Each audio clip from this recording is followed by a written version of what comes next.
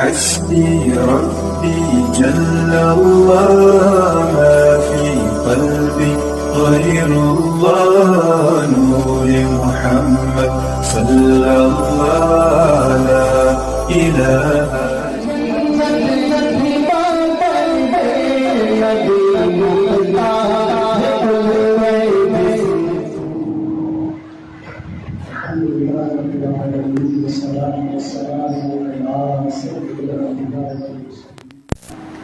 تو حضرت امیر معاویہ رضی اللہ تعالیٰ عنہ اور حضرت علی رضی اللہ تعالیٰ عنہ کے مراتب میں بہت زیادہ فرق ہے۔ اگر یوں کہا جائے سمجھانے کے لیے کہ زمین و آسمان کا فرق ہے تو غلط نہیں ہوگا، اور اس کا تذکرہ تو خود قرآن عظیم نے فرما دیا۔ صحابہ کو دو گروہ میں تقسیم فرمایا، ایک فتح مکہ سے قبل کے اصحاب اور ایک فتح مکہ کے بعد کے اصحاب۔ وہ لوگ جو فتح مکہ سے پہلے ایمان لائے ان کو ترجیح حاصل ہے، ان کو برتری، ان کو فضیلت حاصل ہے ان صحابہ پر جو فتح مکہ کے بعد ایمان لائے۔ حضرت امیر معاویہ رضی اللہ تعالیٰ عنہ کا شمار ان صحابہ کرام میں ہوتا ہے جو فتح مکہ کے بعد ایمان لائے۔ ان کے والد حضرت ابو سفیان بعض روایتیں ایسی بھی ہیں کہ حضرت امیر معاویہ رضی اللہ تعالیٰ عنہ جو ہے انہوں نے صلح حدیبیہ کے بعد اسلام قبول کر لیا تھا، لیکن ان روایتوں کو ارباب سیر نے، مورخین نے، محدثین نے کمزور قرار دیا ہے۔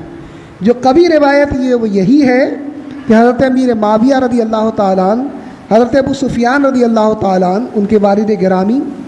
دونوں جو ہے فتح مکہ کے بعد انہوں نے اسلام قبول کیا، اور قرآن عظیم کی صراحت کے مطابق وہ صحابہ جنہوں نے فتح مکہ سے قبل اسلام قبول کیا وہ دونوں برابر نہیں ہیں، ان کا درجہ بہت بلند و بالا ہے جنہوں نے فتح مکہ سے قبل اسلام قبول کیا۔ اور اس پر دلیل مجھ کو ملی مسند امام احمد بن حنبل کے مرتب سیدنا امام احمد بن حنبل نے ایک اور کتاب لکھی ہے، کئی کتابیں آپ نے لکھی ہیں، جس میں ایک کتاب کا نام ہے فضائل صحابہ۔ اس میں آپ نے صحابہ کرام کے فضائل کا ذکر فرمایا اور مختلف اصحاب کی فضیلتوں کا تذکرہ فرمایا ہے۔ اس میں ایک روایت یوں ملی جو امام ابن حبان نے بھی اسے اپنی کتاب میں نقل فرمایا، امام طبرانی نے المعجم الاوسط میں اسے نقل فرمایا، المعجم الصغیر میں اسے نقل فرمایا، امام بزار نے مسند بزار میں اس روایت کو نقل کیا، اور خود امام احمد بن حنبل انہوں نے فضائل صحابہ میں اس حدیث مبارکہ کو نقل کیا کہ حضرت سیدنا عبد الرحمن بن عوف رضی اللہ تعالیٰ عنہ جو کہ عشرہ مبشرہ میں سے ہیں، یہ نبی کریم صلی اللہ تعالیٰ علیہ وسلم کی بارگاہ میں حاضر ہوئے، اور حاضر ہونے کے بعد انہوں نے حضرت سیدنا خالد ابن ولید رضی اللہ تعالیٰ عنہ کی شکایت کی کہ یا رسول اللہ صلی اللہ تعالیٰ علیہ وسلم، خالد جو ہے مجھ پر تنقید کرتے ہیں، مجھ پر اعتراض کرتے ہیں۔ حضور علیہ الصلاۃ والتسلیم نے حضرت سیدنا خالد بن ولید رضی اللہ تعالیٰ عنہ کو طلب فرمایا، اور آپ نے ان سے باز پرس کی اور فرمایا کہ خالد،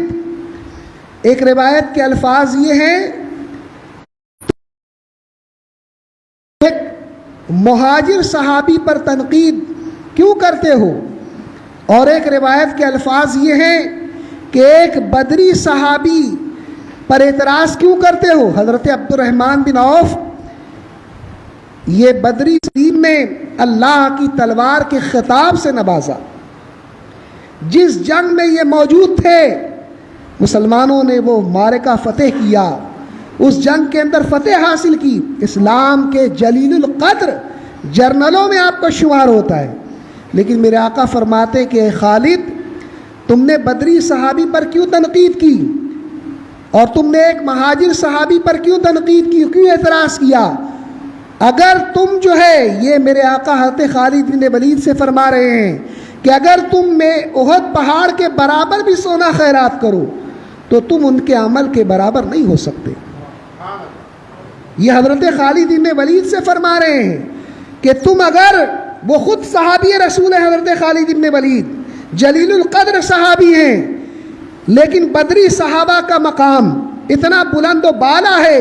اور مہاجر صحابہ کا مقام اتنا بلند و بالا ہے کہ میرے آقا حضرت خالد بن ولید سے فرماتے ہیں کہ تم اگر احد پہاڑ کے برابر بھی سونا خیرات کرو گے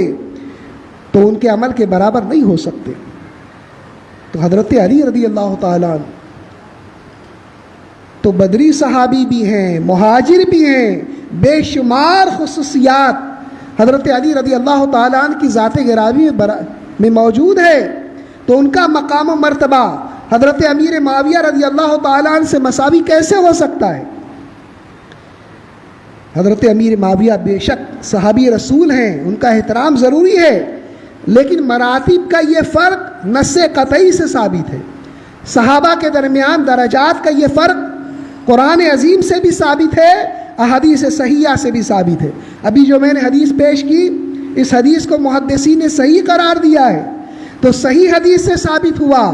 کہ کوئی غیر بدری صحابی اگر احد پہاڑ کے برابر بھی سونا خیرات کر دے تو اس کا یہ عمل جو ہے بدری صحابی کے عمل کے برابر نہیں ہو سکتا۔ تو حضرت علی رضی اللہ تعالیٰ عنہ کا مقام و مرتبہ بہت بلند و بالا ہے، اتنا بلند و بالا ہے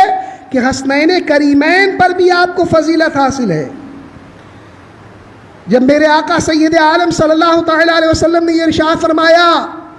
کہ امام حسن مجتبی اور امام حسین رضی اللہ تعالیٰ عنہ یہ جنتی جوانوں کے سردار ہیں، تو بعض روایتوں میں یہ بھی ذکر فرمایا کہ ان کے والد حضرت علی رضی اللہ تعالیٰ عنہ ان سے افضل ہیں، دونوں شہزادوں سے افضل ہیں حضرت سیدنا علی المرتضیٰ رضی اللہ تعالیٰ عنہ۔ اور اہل سنت کا مذہب یہ ہے کہ اصحاب ثلاثہ کے بعد، حضرت ابوبکر صدیق کے بعد، حضرت عمر فاروق اعظم کے بعد، حضرت عثمان، انبیاء اور رسول کے بعد پوری کائنات میں جو ذات سب سے افضل و اعلیٰ ہے وہ حضرت علی رضی اللہ تعالیٰ عنہ کی ذات گرامی ہے۔ تو ہم حضرت امیر معاویہ رضی اللہ تعالیٰ عنہ کا ذکر کرتے ہیں، ان کا دفاع کرتے ہیں، تو اس سے کوئی ہے، لیکن آج ہو یہ رہا ہے کہ لوگ محبت اہل بیت کی آڑ میں صحابہ کرام کی تنقیص کر رہے ہیں، صحابہ کرام کو برا بھلا کہہ رہے ہیں۔ یہ اہل سنت والجماعت کا مذہب ہرگز نہیں ہے۔ ہمیں اہل بیت اطہار سے بھی محبت کا حکم دیا گیا ہے اور صحابہ کرام سے بھی محبت کا حکم دیا گیا ہے۔ میرے آقا سید عالم صلی اللہ تعالیٰ علیہ وسلم ارشاد فرماتے ہیں، صحیح مسلم شریف کی حدیث ہے کہ میں اپنی امت کے لیے امان ہوں، میں اپنے اصحاب کے لیے امان ہوں۔ سرکار نے فرمایا، پہلا جملہ فرمایا کہ میں اپنے اصحاب کے لیے امان ہوں، ان کی پناہ گاہ ہوں۔ پھر حضور ارشاد فرماتے ہیں کہ میرے گزرنے کے بعد میرے اصحاب فتنوں میں مبتلا ہوں گے، آزمائش میں مبتلا ہوں گے۔ اور پھر میرے آقا علیہ الصلاۃ والتسلیم نے ارشاد فرمایا کہ میرے اصحاب یہ میری امت کے لیے امان ہیں، یہ میری امت کے لیے پناہ گاہ ہیں۔ اور آگے ارشاد فرمایا کہ جب یہ رخصت ہو جائیں گے تو میری امت فتنوں اور بدعتوں میں مبتلا ہو جائے گی۔ تو سارے صحابہ کے تعلق سے فرمایا، کسی کا استثناء نہیں فرمایا، سارے صحابہ کے لیے فرمایا کہ میرے سارے صحابہ یہ میری امت کے لیے امان ہیں۔ تو سارے صحابہ میں حضرت سیدنا امیر معاویہ بھی آ گئے، حضرت سیدنا عمرو بن عاص رضی اللہ تعالیٰ عنہ بھی آ گئے، حضرت سیدنا مغیرہ بن شعبہ رضی اللہ تعالیٰ عنہ بھی آ گئے، حضرت سیدنا ابو موسیٰ اشعری رضی اللہ تعالیٰ عنہ۔ صحابہ کرام کی آج خاص طور پر تنقیص کی جاتی ہے۔ میں نے جن صحابہ کرام کا ذکر فرمایا، میں نے ارادہ کیا ہے کہ انشاءاللہ تبارک و تعالی ان صحابہ کرام کا ذکر پاک کرنے کی بھی ہم سعادت حاصل کریں گے کہ جن کے پر لوگ آج اعتراض کر رہے ہیں۔ کسی کو یہ حق حاصل نہیں ہے، کسی امتی کو، کہ وہ صحابہ کرام رضوان اللہ تعالیٰ علیہ مجمعین کی شان میں گستاخی کرے، اس لیے کہ نبی کریم صلی اللہ تعالیٰ علیہ وسلم نے بڑی سختی کے ساتھ منع فرمایا۔ چنانچہ میرے آقا اسی فضائل صحابہ میں امام احمد بن حنبل نے نقل فرمایا کہ نبی کریم صلی اللہ تعالیٰ علیہ وسلم نے ارشاد فرمایا کہ لوگوں میرے صحابہ کو برا بھلا مت کہو، جس نے میرے صحابہ کو برا بھلا کہا اللہ تبارک و تعالیٰ کی اس کے پر لعنت۔ پھر ارشاد فرمایا کہ فرشتوں کی اس کے پر لعنت۔ پھر ارشاد فرمایا کہ تمام لوگوں کی جو ہے اس کے اوپر لعنت۔ پھر آگے ارشاد فرمایا میرے آقا علیہ الصلاۃ والتسلیم میں کہ کل بروز محشر اللہ تبارک و تعالیٰ ان کی کسی دلیل کو قبول نہیں فرمائے گا۔ وہ جب جواب دیں گے صحابہ کرام کی تنقیص کے سلسلے میں اس کی یہ وجہ تھی، اس کی یہ وجہ تھی، اللہ رب العزت ان کی کسی دلیل کو قبول نہیں فرمائے گا۔ تو غور فرمائیں، جو صحابہ کرام کی شان میں گستاخی کرتا ہے میرے آقا علیہ الصلاۃ والتسلیم نے اس کے تعلق سے فرما دیا کہ اس کے پر اللہ تبارک و تعالیٰ کی لعنت ہے، فرشتوں کی لعنت ہے اور تمام انسانوں کی اس کے پر لعنت ہے۔ یہ امام احمد بن حنبل نے نقل کیا ہے، فضائل صحابہ میں اور بھی دوسری کتابوں میں ہے، لیکن سیدنا امام احمد بن حنبل کا مقام و مرتبہ جماعت محدثین میں بہت افضل و اعلیٰ ہے۔ آپ ائمہ اربعہ میں سے چوتھے امام ہیں جن کی تقلید کی جاتی ہے، مجتہد مطلق، انہی کا ایک حوالہ کافی ہے، انہی کا ایک ریفرنس کافی ہے جنہوں نے اپنی کتاب میں اس کا ذکر فرمایا۔ بلکہ امام احمد بن حنبل نے تو یہاں تک اس روایت کو نقل فرمایا اور اس روایت کے تمام راوی ثقہ اور تمام راوی مستند اور معتبر ہیں اور جلیل القدر صحابی ہیں۔ وہ فرماتے ہیں کہ صحابہ کرام رضوان اللہ تعالی علیہم اجمعین کو برا بھلا مت کہو، اور اس کی وجہ بیان فرمائی کہ ان کی زندگی کا ایک لمحہ جو انہوں نے نبی کریم صلی اللہ تعالی علیہ وسلم کے ساتھ گزارا تمہارے عمر بھر کے اعمال سے بہتر ہے۔ پوری زندگی کا عمل، پوری زندگی تم عبادت کرتے رہو گے، پوری زندگی سجدہ کرتے رہو گے، پوری زندگی نماز پڑھتے رہو گے، پوری زندگی روزہ رکھتے رہو گے، پوری زندگی ذکر و اذکار کرتے رہو گے، تو جتنا ثواب تم کو حاصل ہوگا نبی اکرم صلی اللہ تعالی علیہ وسلم کے صحابہ نے جو ایک لمحہ نبی کریم صلی اللہ تعالی علیہ وسلم کے ساتھ گزارا ہے وہ ایک لمحہ غیر صحابی کی زندگی بھر کی عبادت سے افضل ہے۔ یہاں تے عبداللہ ابن عمر رضی اللہ تعالیٰ عنہ فرما رہے ہیں، جن کا ریفرنس دیا جاتا ہے، جن کے قول سے استدلال کیا جاتا ہے، فقہا صحابہ میں سے آپ ہیں، تو حضور علیہ الصلاۃ والتسلیم کے بلکہ ایک روایت میں تو یہاں تک بھی فرمایا حضرت عبداللہ ابن عمر نے کہ ان کی زندگی کا ایک لمحہ صحابہ کا جو حضور کے ساتھ انہوں نے گزارا تمہاری 40 سال کی عبادت سے افضل ہے۔ تو اس سے پتہ چلا کہ کوئی غیر صحابی صحابہ کرام رضوان اللہ تعالی علیہم اجمعین کے مقام و مرتبے کو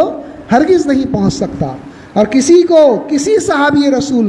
کی توہین کی، ان کی شان میں گستاخی کرنے کی اجازت نہیں ہے۔ لطائف اشرفی سلطان الطارقین حضرت سیدنا غوث العالم سیدنا مخدوم اشرف جہانگیر سمنانی رضی اللہ تعالیٰ عنہ کے ملفوظات کا بہت معتبر مجموعہ ہے، اور خانقاہ اشرفیہ سے جو لوگ وابستہ ہیں، سلسلہ اشرفیہ سے وابستہ ہیں، باقاعدہ اس کتاب کا درس دیتے ہیں۔ بڑی مقدس، بڑی پاکیزہ کتاب ہے یہ۔ اس میں ایک واقعہ جب میں نے پڑھا تو حیرت ہوئی کہ لوگ آج صحابہ پر اعتراض کرتے ہیں، صحابہ کے تعلق سے زبان درازی کرتے ہیں۔ اس کے صفحہ نمبر 32 کے اوپر یہ واقعہ موجود ہے کہ سلطان الطارقین حضرت سیدنا سید مخدوم اشرف جہانگیر سمنانی رضی اللہ تعالیٰ عنہ ایک شہر میں تشریف لے گئے، تو وہاں پر ایک ملا جو علم کلام، فلسفیانہ علوم پر اور دینی علوم کے اوپر کچھ دسترس رکھتا، اس نے حضرت سیدنا مخدوم اشرف جہانگیر سمنانی رضی اللہ تعالیٰ عنہ سے علم کلام کے ایک مسئلے میں بحث کی، جبر اور قدر کے تعلق سے، تقدیر کے تعلق سے۔ تو حضرت سیدنا مخدوم سمنانی رضی اللہ تعالیٰ عنہ نے اولیاء کرام سے اپنے دل میں حسد رکھتا تھا، اس نے اوٹ پٹانگ اعتراض شروع کر دیے۔ حضرت سیدنا مخدوم اشرف جہانگیر سمنانی رضی اللہ تعالیٰ عنہ اطمینان و سکون کے ساتھ اس کے جواب دیتے رہے، لیکن وہ شخص باز نہیں آیا، اور اس نے بحث کے دوران حضور سلطان الطارقین حضور مخدوم اشرف جہانگیر سمنانی رضی اللہ تعالیٰ عنہ کی شان میں گستاخی کا ایک کلمہ کہہ دیا، گستاخی کا ایک لفظ نکال دیا، گستاخی کی ایک بات کہہ دی، آپ کی شان میں گستاخی کر دی۔ جیسے ہی اس نے حضرت سیدنا مخدوم اشرف جہانگیر سمنانی کی شان میں گستاخی کی، آپ کے قلب اطہر پر اس میں قہار کی تجلی ہوئی۔ اللہ تبارک و تعالیٰ کا اسم قہار ہے، اللہ تعالیٰ کے ناموں میں سے ایک نام یا قہار بھی ہے، تو اس نام کی قہر کرنے والا، غضب نازل کرنے والا، اس قہر کی تجلی آپ کے قلب اطہر پر طاری ہوئی، اور آپ نے اس وقت ارشاد فرمایا، حالت جذب کے اندر، اس کیفیت کے اندر آپ نے ارشاد فرمایا کہ تیری زبان ابھی تک چل رہی ہے۔ جب گستاخی کا کلمہ کہا تو آپ نے ارشاد فرمایا کہ تیری زبان ابھی تک چل رہی ہے۔ جیسے ہی یہ فرمایا، اس کی زبان تالو سے نکل کر منہ سے باہر آ گئی۔ اب جب یہ منظر لوگوں نے دیکھا تو گھبراہٹ طاری ہو گئی۔ سارے لوگ جو اس وقت محفل میں موجود تھے، انہوں نے حضرت کی بارگاہ میں عرض کیا کہ حضور اسے معاف کر دیں، نادان ہے یہ۔ اس کے دو دوسرے شاگرد تھے اس ملا کے، انہوں نے بھی حضرت کی بارگاہ میں عریضہ پیش کیا، لیکن حضرت خاموش رہے۔ کچھ دیر کے بعد اس شخص کی ماں کو پتہ چلا، وہ اولیاء کرام کی بڑی عقیدت مند تھی، وہ آئی روتی پیٹی حضور مخدوم سمنانی رضی اللہ تعالیٰ عنہ کی بارگاہ میں گریہ وزاری کرنے لگی، گڑ گڑانے لگی۔ اتنی شدت سے روئی کہ حاجی غریب یمنی جو ملفوظات کے مرتب ہیں وہ بیان کرتے کہ سارے لوگوں پر ایک عجیب اثر طاری ہوا۔ پھر سب نے حضور مخدوم سمنا رضی اللہ تعالیٰ عنہ کی بارگاہ میں اس کی معافی کی درخواست کی، اور اس کی ماں نے بھی کی، تو آپ نے فرمایا کہ مائی تیر نشانے پر لگ چکا ہے، کیا اب واپس نہیں ہو سکتا۔ ہاں اتنا کر دیتے ہیں کہ اس کی زبان جو منہ سے باہر نکلی ہے یہ منہ کے اندر چلی جائے گی۔ آپ نے جیسے یہ فرمایا، اس شخص کی زبان اس کے منہ کے اندر واپس چلی گئی، لیکن وہ ہکلاتا رہا، بلکہ اس کے جو بیٹے ہوں گے، اس کے جو پوتے ہوں گے، اور اس کے جو پر پوتے ہوں گے، پوری نسل ہکلائی ہوئی رہے گی، ہکلاتی بھی رہے گی۔ پھر آپ نے یہ بھی ارشاد فرمایا کہ اس گستاخی کی وجہ سے اس شہر کے اندر کوئی عالم زندہ نہیں رہے گا۔ جو اس نے میری گستاخی کی ہے، میری شان میں بے ادبی کی ہے، اس کی وجہ سے، اس لیے کہ اللہ کے ولیوں کی شان میں گستاخی کرنا اللہ تعالیٰ کو جنگ کی دعوت دینا ہے۔ بخاری کی حدیث سے ثابت ہے، اللہ کے ولیوں کی شان میں گستاخی کرنا، اللہ تعالیٰ خود حدیث قدسی میں فرماتا ہے کہ جس نے میرے کسی ولی کو اذیت دی، جس نے میرے کسی ولی کی توہین کی، یہ لفظ بھی بعض روایتوں میں موجود ہے، من آذ علی ولیہ کا لفظ بھی ہے کہ جس نے میرے کسی ولی کو اذیت دی، اور بعض طرق میں حدیث کی یہ موجود ہے کہ جس نے میرے کسی ولی کی توہین کی اس نے مجھے جنگ کی دعوت دی۔ تو اللہ کے ولی، وہ بھی اپنے وقت کے غوث سلطان الطارقین کی شان میں اس نے گستاخی کی، تو فرمایا کہ اس علاقے میں کوئی عالم زندہ نہیں رہے گا۔ ملفوظات اشرفی کے مرتب بیان کرتے ہیں، اس کے بعد حضرت چلے گئے۔ پھر فرماتے ہیں کچھ عرصے کے بعد میرا گزر اس علاقے میں ہوا تو میں نے دیکھا کہ اس علاقے کے سارے علماء فوت ہو چکے تھے، اور جو لوگ پڑھنا لکھنا جانتے تھے اس واقعے کے بعد وہ بھی بھول گئے۔ جو علم ان کو آتا تھا اس واقعے کے بعد وہ بھی سلب کر لیا گیا، چھین لیا گیا، اور پھر اس واقعے کے بعد سے کوئی عالم وہاں موجود نہ رہا جو علم حاصل کرتا، علم حاصل کر جاتا، اس لیے کہ سلطان الطارقین کی زبان سے نکل گیا تھا کہ اس علاقے میں اب کوئی عالم نہیں ہوگا۔ تو آپ غور فرمائیں کہ حضور مخدوم سمنا رضی اللہ تعالیٰ عنہ کی شان میں گستاخی کرنے والے کا یہ انجام ہوتا ہے۔ تو اس کیا کہ علماء نے منع کیا ہے کہ عوام کی مجلسوں میں صحابہ کرام کے جو اختلافات ہوئے، ان کے درمیان جو جنگیں ہوئیں، اس کا ذکر نہ کیا جائے، اس لیے کہ قلوب مومنین کے دل کے اندر ان کی عظمت پر فرق پڑ سکتا ہے۔ اس لیے منع کیا گیا.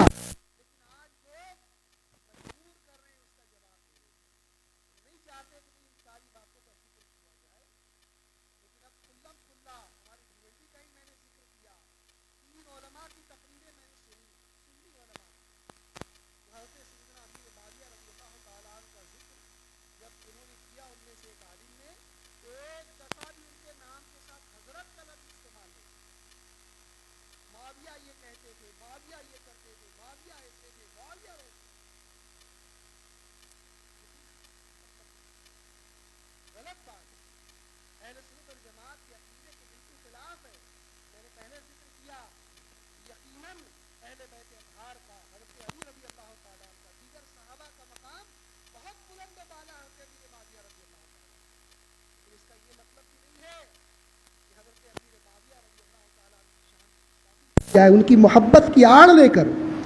حب اہل بیت کی آڑ لے کر ان کی شان میں گستاخی کی جائے.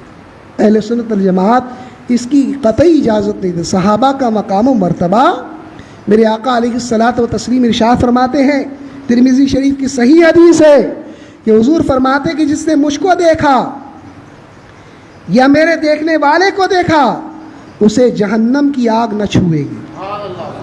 صرف دیکھنے کی یہ فضیلت ہے کہ جتنے نبی کریم صلی اللہ تعالیٰ علیہ وسلم کے روئے اطہر کی،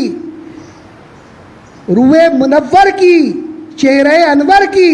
حالت ایمان میں زیارت کر لی، ایک لمحہ دیکھ لیا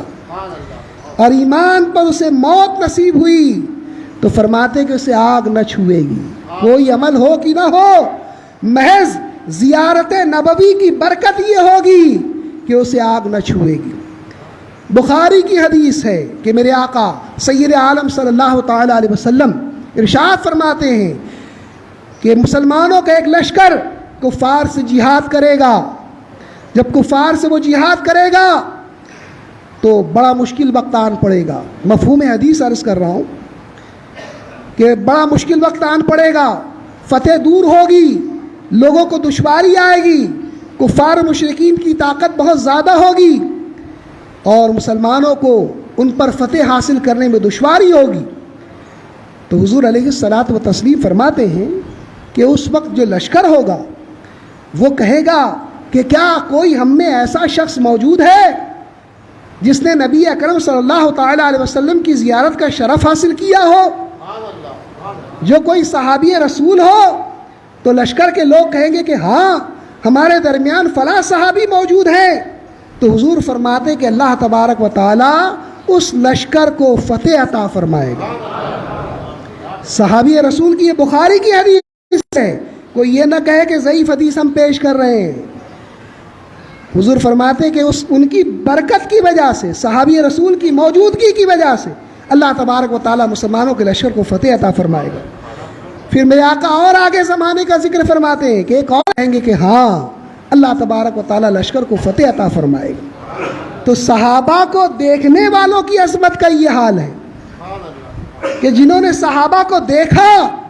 حضور فرماتے ہیں کہ ان کی موجودگی سے اللہ تبارک و تعالیٰ مسلمانوں کے لشکر کو فتح عطا فرمائے گا. تو صحابہ کرام کی عظمتوں کا کیا عالم ہوگا. تو حضرین محترم، ہم تو اہل سنت الجماعت ہیں، ہم تو ادب والے لوگ ہیں، ہم تو صوفیاء کرام رضوان اللہ تعالیٰ علیہم اجمعین کی بارگاہ میں بھی کوئی نازیبہ لفظ استعمال کرنا گوارا نہیں کرتے. بہت ساری باتیں سنتے ہیں، ایک کان سے سن کے دوسرے کان سے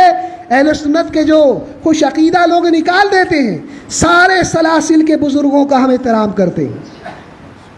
جتنے بھی سلاسل اہل سنت جماعت کے، چاہے اشرفی ہو، چاہے رضوی ہو، چاہے ابو العلائی ہو.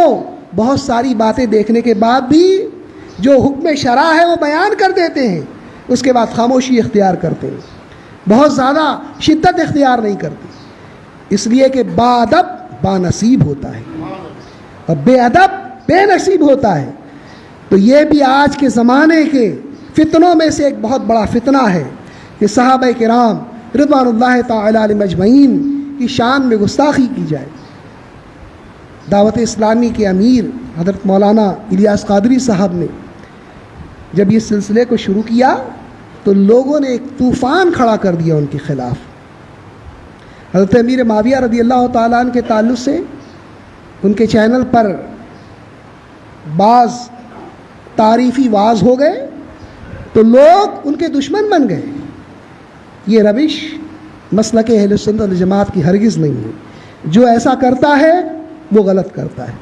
ہم کسی کا نام نہیں لیں گے، لیکن جو مذہب اہل سنت والجماعت ہے ہم نے اس کو واضح کر دیا کہ صحابہ کرام کی ذات تو بڑی عظیم ہے. حضرت علامہ مفتی احمد یار خان صاحب نعیمی رحمۃ اللہ تعالیٰ علیہ سے کسی نے پوچھا، یا آپ نے خود ہی اس میں باب قائم کیا، کسی نے پوچھا کہ حضرت سیدہ فاطمۃ الزہرا رضی اللہ تعالیٰ عنہا افضل ہیں یا حضرت سیدہ ام المومنین عائشہ صدیقہ رضی اللہ تعالیٰ عنہا افضل ہیں؟ تو فرمایا کہ اس بحث میں نہیں پڑھنا چاہیے. ان میں سے کسی کی جوتی کی خاک ہم کو مل جائے تو ہماری نجات کے لیے کافی ہے. کتنا پیارا. تو باادب بنیں اور ایسے لوگوں کی تقریر سننے سے پرہیز کریں، اس لیے کہ علم نہ ہونے کی وجہ سے گمراہی کا اندیشہ ہے، بہک جانے کا اندیشہ ہے. اسی لیے اعلیٰ حضرت نے منع فرمایا بد مذہبوں کی کتابیں پڑھنے سے، بد مذہبوں کی صحبتوں سے، کہ ان کی صحبت میں رہو گے پتہ نہیں کون سی بات دل میں گھر کر جائے، کون سی بات دل پر اثر کر جائے اور وہی ہماری دنیاوی اخروی ہلاکت کا سبب بن جائے. اسی لیے علماء نے منع فرمایا کہ بد مذہبوں سے دور رہو. وہ تمہارے سامنے ایسی بات پیش کریں گے جو نہ تم نے کبھی سنی ہوگی نہ تمہارے باپ دادا نے سنی ہوگی. تو باادب با نصیب صحابہ کرام رضوان اللہ تعالی علیہ مجمعین کی عظمت کے تعلق سے میں نے آج ایک اجمالی گفتگو کر دی. اب انشاءاللہ تبارک و تعالی آئندہ جمعے کو حضرت سیدنا عمرو بن عاص جو فاتح مصر ہیں، ان کی زندگی کے اندر بھی بہت سارے نشیب و فراز تھے، ان سے بھی خطا اجتہادی ہوئی، لیکن زندگی کا روشن پہلو بھی ہے ان کی. بہت ہمارے لیے، ہم جیسے غلاموں کے لیے بہت سارے سبق ان کی حیات طیبہ میں موجود ہیں. انشاءاللہ آئندہ جمعے کو عرض کر